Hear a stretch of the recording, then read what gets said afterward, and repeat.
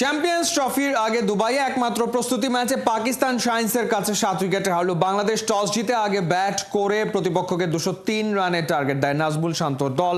মিরাজের 44 রান ছাড়া বাকিরা ছিল এক প্রকার ব্যর্থ। জবাবে 91 বল হাতে থাকতে ম্যাচ জিতে নেয় পাকিস্তান শাইন্স। মেহেদী নাইমের রিপোর্ট।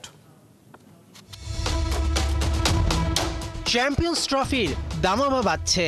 দুবাই আন্তর্জাতিক স্টেডিয়ামে প্রস্তুতি ম্যাচে টস জিতে পাকিস্তান শাইন্সের বিপক্ষে ব্যাটিংয়ে নামে টাইগাররা। শুরুতেই লাইনচ্যুত ওপেনিং এক্সপ্রেস। সবশেষ বিপিএলে দারুণ ব্যাটিং করা তানজিদ হাসান তামিম করলেন মোটে 6। তীরে নেমে সুবিধা করতে পারেননি নাজমুল হোসেন শান্ত।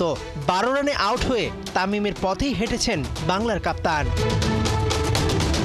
তবে তামিম শান্ত ব্যর্থ হলেও আরেক প্রান্তে দুর্দান্ত ব্যাটিং করেছেন সৌম্য সরকার। তার ব্যাটে ভর করেই শুরুর পাওয়ার প্লেতে 2 উইকেট হারিয়ে 60 রান তোলে বাংলাদেশ। তবে সৌম্যের ব্যাটের সুর কাটে 35 রানে রান আউট হলে।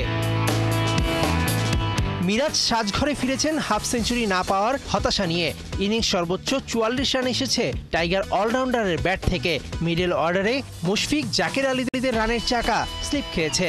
তাতে 150 ছোঁয়ার আগেই 7 উইকেট হারিয়ে দিশেহারা টাইগাররা।